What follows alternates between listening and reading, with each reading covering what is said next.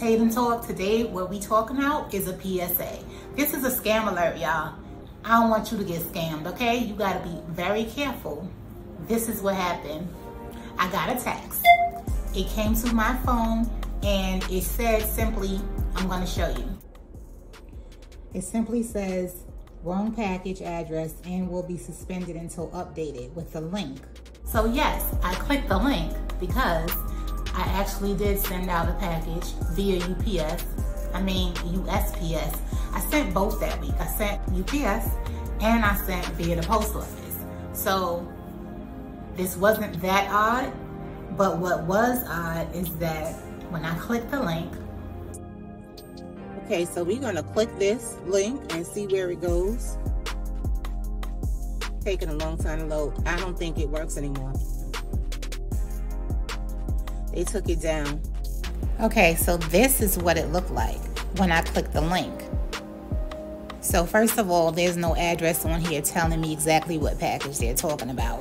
What I honed in on was this tracking number. And I said, okay, let me go to my shipping software that saves all my tracking numbers.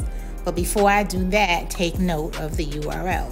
See, this, if it was just USPS.com, that would have been legit. Because it has this XE in front of it, that's a red flag.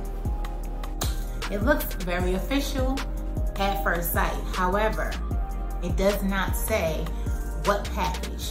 What's the delivery address? I could have sent out multiple packages. What package are you talking about?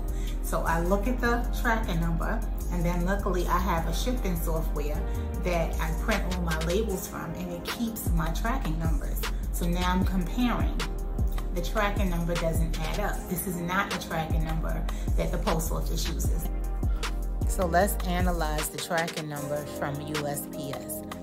What I noticed first is that it begins with 920, not US anything, like the one on the right says. That's from the text. And then I go to the next tracking number I have. This one also starts with 920. I found another one, same thing. They all seem to start with 920. This bottom one too. So this is a red flag. This tracking number and this text, it doesn't even add up with the way they generate their tracking numbers. Then I go a step further and I Google, is there, I think the keywords was USPS, faith email, address delivery, something like that I Googled. And sure enough, a Reddit post comes up. Here it is. Beware of scam package delivery failure email. The FBI Internet Crime Compliance Center has warned of a new email scheme. Emails are claiming to be from FEDEX, UPS, or the U.S. Postal Service. They're circulating. These emails will indicate that a package could not be delivered and ask you to open an attachment or click a link in order to obtain the invoice needed to pick up the package. The attachment in the email may be a virus. Do not open the attachment, delete the email immediately, and then go to your trash folder and delete it from there. So what I want to point out is that this is a phishing scam, P-H-I-S-H-I-N-G. And so their goal is to extract your information. See, underneath this email, it will say, put in your name, your address, your telephone number, and whatever else information they think they could get from you. Basically, if you do those things, you're giving your information to someone. Don't do that.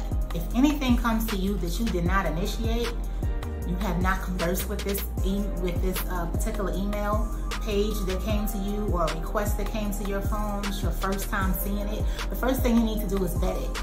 And how you can do that is simply like what I did. I went to the website. You have to look at the URL because they are excellent at Photoshop and making pages look like the original page. You have to look at the URL though, because they can't duplicate that. The site USPS.com is already taken. It would have to be a variation off of that. And so that's your first clue, the URL. And then like I said, check the information that they gave you. I checked the tracking number, so it didn't work. And then the next thing is, Like, I got a call also. This was another apparent scam. I got a call like a week before this email came. It was an automated voice from supposedly Amazon. It said something in reference to purchase your account, $700 and something, press 1 to dispute. I did not press 1 to dispute. I hung up. And then I checked my email, right? Because all of our Amazon accounts are connected to our email. So I figured Amazon would have emailed me if anything. There was no email.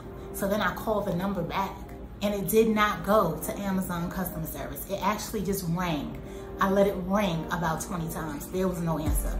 So that was not an Amazon customer service calling me, right? So that's another way they're trying to get your information. And then I had someone that told me that he got a text, I think it was an email from BOA, which I assume is Bank of America, saying something about his account in jeopardy and please, you know, do something, some other instruction, but he doesn't even have BOA.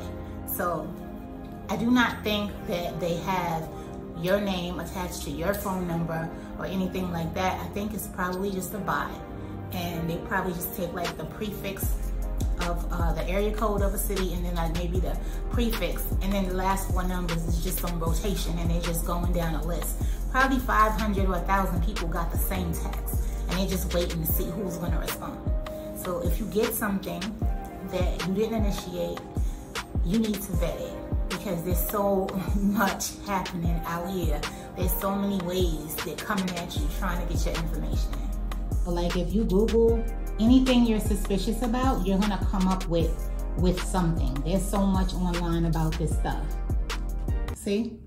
There's so much that's gonna come up about it. Message from UPS, actually a scam.